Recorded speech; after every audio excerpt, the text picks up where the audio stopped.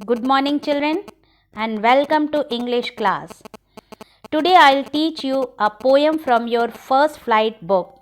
This is poem named The Ball Poem. So before we start, let me give you the short summary of the poem. Children, in this poem, the poet is talking about a little boy who has lost his ball. He was playing with his ball. The ball skipped from his hand and went into the nearby water body. The poet says that this sight of the boy losing his favorite ball made him think about the boy and his reaction to this situation. He further says that the boy was helplessly looking into the water where his ball had gone. He was sad and was trembling with fear. He got so immersed in his sorrow that he kept standing near the harbor for a very long time and kept on looking for his ball. The poet says that he could console him that he may get new balls, or he could also give him some money to buy another ball.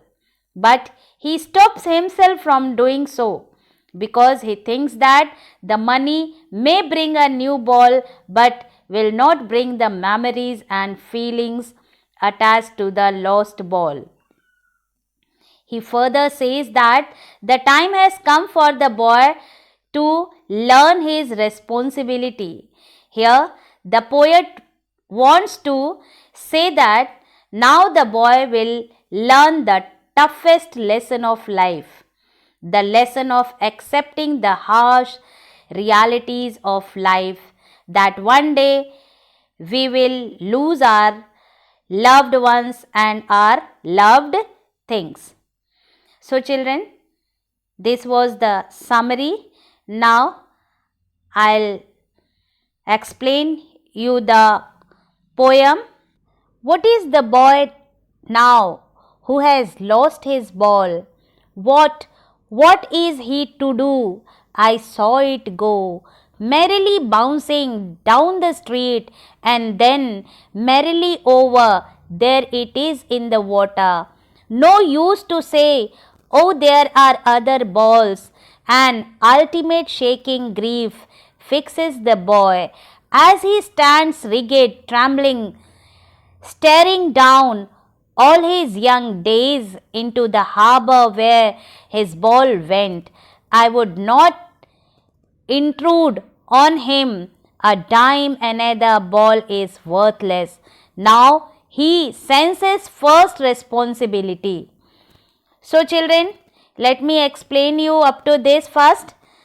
The poet says that there is no benefit of consoling the boy by saying that he will get another ball because he has other balls too.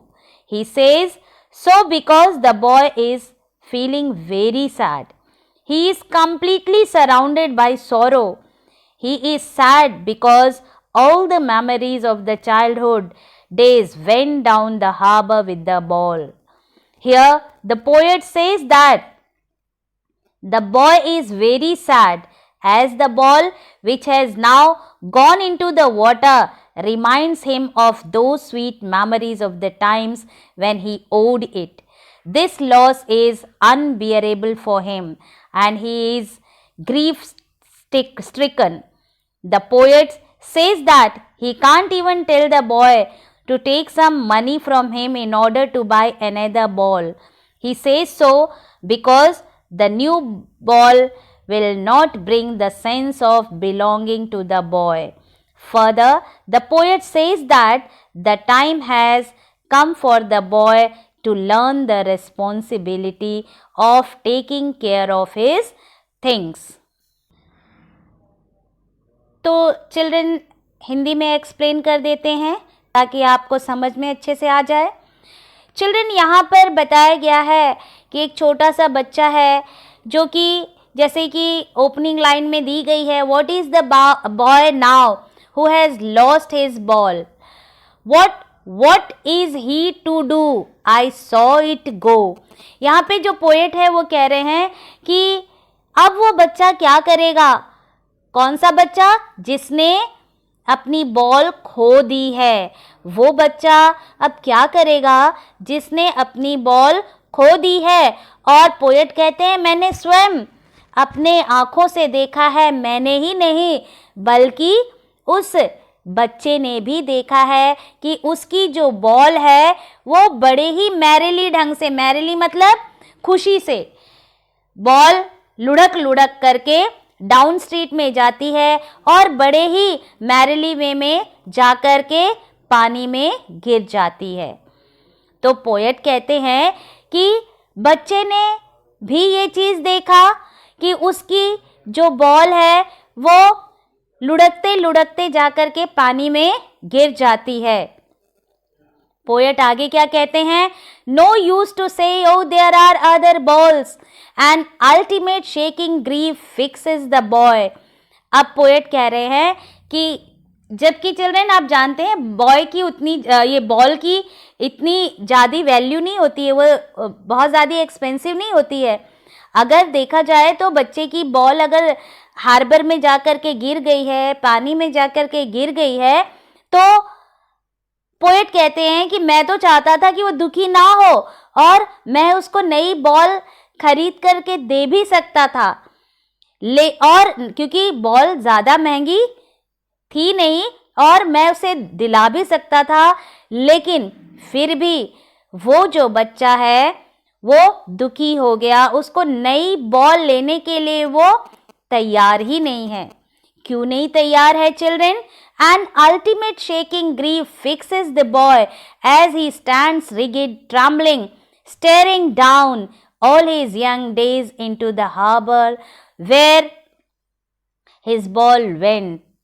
तो अब यहाँ पे क्या बता रहे हैं कि वो बच्चा नई बॉल के लिए उसको एक्साइटमेंट नहीं था, वो अपनी वही पुरानी बॉल लेने की इच्छा रखता था जिसके साथ उसकी कुछ यादें जुड़ी हुई थी, और वो घबरा रहा है, वो ट्रेम्बल कर रहा है और अपने जो बॉल है जो हार्बर में जो पानी में चली गई है उसको देख रहा है और उसका मन बहुत दुखी है चिल्ड्रन। क्यों दुखी है? क्योंकि उसकी जो बॉल है वो हार्बर में चली गई है और उस बॉल से इस छोटे से बच्चे की बहुत सारी यादें जुड़ी हुई है। I would not intrude on him. A dime another ball is worthless. यहाँ पोएट कह रहे हैं कि मैं उसको नई बॉल दिला भी तो नहीं सकता क्योंकि नई बॉल उसके लिए वैल्यूएबल नहीं है। ठीक है चिल्ड्रन? और उसके बाद वो ये भी बताने की कोशिश कर रहे हैं पोएट कि आज से इस बच्चे को अपनी रेस्पॉन्सिबिलिटी का एहसास होने लगेगा। देखो चिल्ड्रन, होता क्या है कि जब आप धीरे धीरे जब छोटे रहते हैं तो आपको कोई रेस्पॉन्सिबिलिटीज़ अपनी नहीं मानते हैं। आपके पेरेंट्स आपको पेंसिल देते हैं, रोज़ घुमा करके चले आते हैं, कोई रेस्पॉन्सिबिलिटी नहीं होती है। लेकिन जैसे जैसे आप बड़े होते हैं और उसके बाद आप में मतलब दिमाग आपका बढ़ता है, सोच बढ़ती है, तब क्या करते हैं आप अपनी चीज़ों के बारे में ध्यान रखना शुरू कर देते हैं। आप अपनी चीज़ें संभाल करके रखना शुरू कर देते हैं। फिर आप और बड़े होते हैं तो आपका माइंड का विकास और ज़्यादा होता है और एक आप रेस्पॉन्सिबल पर्सन बन जाते हैं। तो यहाँ पर पोएट बताना ये चाहते हैं कि बच्चे का पहली रेस्पॉन्सिबिलिटी का एहसास उसे ये हुआ कि अगर उसने उस बॉल को अपने पास सुरक्षित रखा होता, अगर उसने उस बॉल को हार्बर में न गिरने दिया होता, जिस बॉल से उसे बहुत ज़्यादा प्यार है, स्नेह, जिस बॉल से उसे इतना स्नेह है, प्यार है, अगर वो उसे अपनी रेस्पॉन्सिबिलिटी समझ करके संभाल के रखता तो वो बॉल उससे कभी भी दूर नहीं जाती। तो चिल्ड्रन, उसे पहला एहसास होता है कि मेरी लापरवाही के वजह से बॉल हार्बर में जाकर के गिर गई है। तो अब मैं थोड़ा सा आपको यहाँ पे कुछ जो पोएम में हार्ड वर्ड्स हैं उसको ज़रा हम देख लेते हैं। चिल्ड्रन, आप लोग पेन ले लीजिए और उसे लिख लीजिए। जैसे कि इस पोएम में वर्ड आया है ग्रीफ। ग्रीफ माने होता है सॉरो। रिगिड, रिगिड मतलब होता है फिक्स, जैसे कि ये बच्चा बॉल को लगातार देख रहा था ना, स्टेयरिंग कर रहा था। ट्रैम्बलिंग होता है शेकिंग, यानी जैसे कांपते हैं ना, उसे कहते हैं।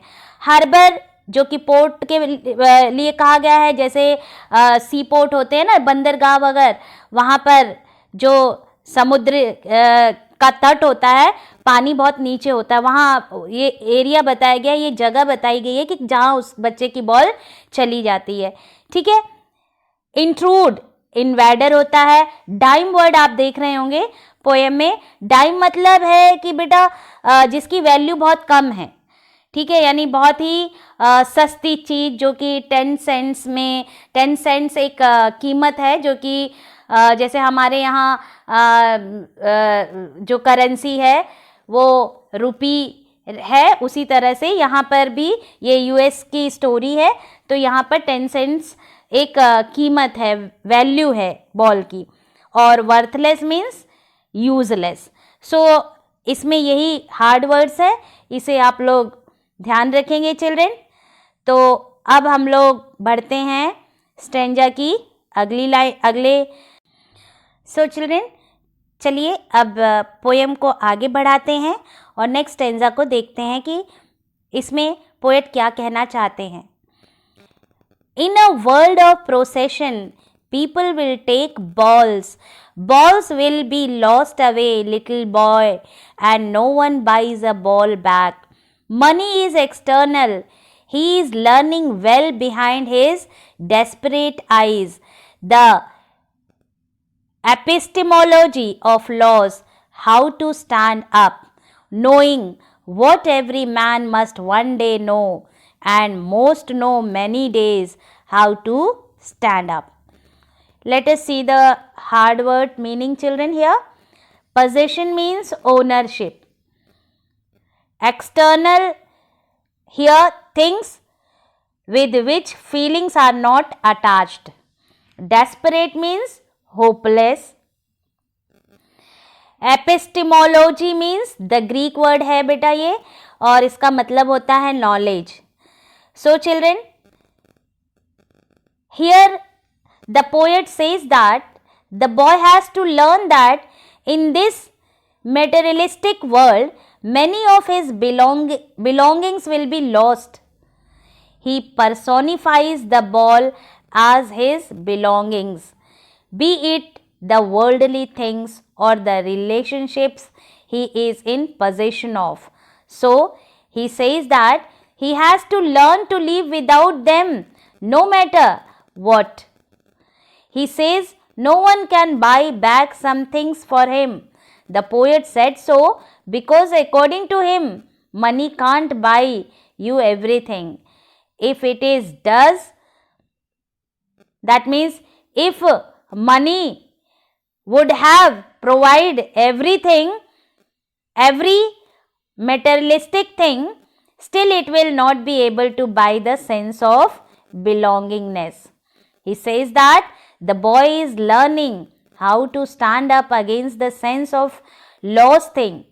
This means that the boy is trying to learn the real truth of life, which states that you have to accept the miseries of life and stand up again.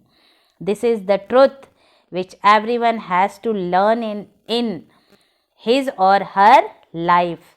The harsh truth of standing up against the odd miseries of life that everyone has to bear. Children, चलिए समझते हैं हिंदी में इसी stanza को। Poet कह रहे हैं कि इन अ वर्ल्ड ऑफ पोजेशंस, यानी ये दुनिया जो है, यहाँ पर हर लोग कुछ ना कुछ पोजेशन अपने पास रखते हैं। हर व्यक्ति चाहता है आज अगर स्कूटर है तो कल कार आनी चाहिए, आज हमारे पास छोटा सा घर है तो कल बड़ा घर होना चाहिए। तो ये पोजेशन लोगों की एक आदत बन चुकी है और वो इसी पोजीशन को, इसी धन दौलत शोहरत को इकट्ठा करने में लगे हुए हैं। People will take balls, balls will be lost away, little boy. That means poet का मानना है कि ये जो पोजेशंस है जिसको हम हकीकत मान रहे हैं, इससे हमें इतना अटैच नहीं होना है। क्लियर? क्योंकि एक समय ऐसा भी आ सकता है कि ये हमसे सेपरेट हो जाए और हम इनका सेपरेशन बर्दाश्त न कर पाएं। तो इसीलिए चिल्ड्रन, अपने आप को इतना मजबूत बनाना है कि हमारे पास जो भी बिलोंगिंग्स है, अपने आप में ये हिम्मत रखनी है, ये ताकत बना करके रखनी है कि आज अगर हमारे पास ये चीज़ है, वेल एंड गुड, लेकिन कल अगर ये हमारे हाथ से निकल जाती है तो भी इतना हिम्मत बना के रखना है, इतना फर्म रहना है, इतना मजबूत रहना है, हिम्मत हारना नहीं है, स्टडी रहना है, डिसअपॉइंटेड नहीं होना है, सॉरो नहीं होना है। Clear children? तो इस लाइन से जो पोएट है वो ये बताने की कोशिश कर रहे हैं कि ये जो छोटा सा बच्चा है, इसने पहली बार इस चीज़ को एहसास किया। ये छोटी सी वस्तु थी, बहुत ही चीप वस्तु थी, लेकिन आज वो बच्चा, उसकी जो बॉल हार्बर में गिरी है ना, बस वही बॉल चाहता है। क्यों? क्योंकि उसकी बचपन से कुछ यादें जुड़ी है। बाद में खाली टाइम में जब वो बैठता है तो उसे वो याद आता है कि वो किस तरह से उस बॉल के साथ खेल रहा है, कैसे उसकी बॉल बार बार लुढ़कती जाती है, कैसे वो उसके पीछे भागता है। तो ये सारी चीज़ें वो रिमेंबर कर रहा है और रिमेंबर करने के कारण ही वो दुखी हो रहा है। नई बॉल उसको बहुत सारी दिलाई जा सकती है, लेकिन बच्चा नई बॉल से खुश नहीं है। सो चिल्ड्रन, वहीं पे यहाँ पोएट बताने की कोशिश कर रहे हैं कि बहुत सारी बॉल्स आएंगी। बॉल्स एक एग्जाम्पल है, एग्जाम्पल बॉल का दिया है, लेकिन उनके कहने का मतलब है कि अपनी लाइफ में बहुत सारी चीज़ें हम अचीव करेंगे और कुछ चीज़ें हम खो भी देंगे। तो हमको एकदम से हिम्मत नहीं हारनी है। And no one buys a ball back, money is external. और जो चीज़ हमसे एक बार खो गई, मनी की बात तो आप छोड़ दीजिए, पैसा सब कुछ नहीं खरीद सकता। पैसा वो एहसास, वो प्रेम वापस नहीं दिला सकता। तो वही पोएट कह रहे हैं कि and no one buys a ball back, यानी जिस तरह से बच्चे की जो यादें उस बॉल से जुड़ी है, अब वो यादें यानी वो बॉल अब उसे वापस नहीं मिल सकती हैं। He is learning well behind his desperate eyes. आज वो पहली बार अपनी बॉल को देख करके दुखी हो रहा है और कुछ सीख रहा है। चिल्ड्रन दुखी आंखों से उसे निहार रहा है, क्योंकि वो इतना मतलब इतना उसमें क्षमता नहीं है कि वो जा कर के हार्बर में जाए और उसको ला सके। बस अब उसको ये हो गया है कि अब मेरी बॉल मुझे कभी भी नहीं मिलेगी। वो सिर्फ कर सकता है तो क्या कर सकता है, सिर्फ दुखी हो सकता है। The epistemology of laws, how to stand up, knowing what every man must one day know। और हर इंसान इस चीज़ से होकर के गुजरता है। चिल्ड्रन, हर इंसान जब चाहे बच्चा पैदा होता है, बड़ा होता है, तो धीरे धीरे वो सुख भी झेलता है, खुशियाँ भी उसके जीवन में आती हैं, और धीरे धीरे हर इंसान जीवन से ही सीखता है। तो इस बच्चे का पहला एहसास है और ये महसूस कर रहा है कि मुझसे बहुत बड़ी गलती हो गई, मैंने उस बॉल की सिक्योरिटी अच्छे से नहीं रखी। और अब वो बच्चा धीरे धीरे उस बॉल को देख करके दुखी तो हो रहा है, लेकिन जैसा हर व्यक्ति दुख से समय के साथ साथ वो दुख में से बाहर आ जाता है, तो ये बच्चा निश्चय ही अपने उस दुख से बाहर आएगा। जैसे हर व्यक्ति के लाइफ में ऐसा होता है। किसी के भी लाइफ में ऐसा नहीं होता चिल्ड्रन कि उसको जीवन में कभी दुख ही ना मिला हो, चाहे जो हो। तो दुख आते हैं, दुख को बर्दाश्त करने की क्षमता रखनी चाहिए और ओवर पार करना चाहिए। तो उस तरह से पोएट यहाँ कह रहे हैं कि इस बच्चे का यहाँ पे वो पहली बार इस चीज को समझ रहा है और उसको कोई कुछ नहीं कर सकता, उसकी मदद कोई नहीं कर सकता, वो अपनी मदद खुद ही करेगा। वो इस दुख को झेलेगा और इस दुख में से बाहर आएगा। कौन सा दुख चिल्ड्रन? खो जाने का, अपने बॉल का खो जाना। सो इस तरह से पोएट बताने की कोशिश कर रहे हैं कि हमें स्टडी बनना है, हमें दुखी नहीं होना है, हमें दुखों का सामना बहुत हिम्मत से करना है। हम डेमोरलाइज नहीं होंगे, डेमोरलाइज होकर के हम अपना जीवन खत्म नहीं कर लेंगे, क्योंकि जीवन भरा ही है सुखों और दुखों से। सो एहसास चाहे दुख का हो चाहे सुख का, वो एहसास हमें करना पड़ेगा और समय के अनुसार अगर हम दुखी हैं तो हम उस पर ओवर पावर कर लेते हैं और इस तरह से हम धीरे धीरे जैसे जैसे बड़े होते हैं अपनी रेस्पॉन्सिबिलिटी को समझते हैं और एक बहुत ही ब्रेव व्यक्ति बन जाते हैं। So children, this is all for today. We'll meet with some other lesson or topic in the next class. So till then, keep revising the course and stay safe. Thank you.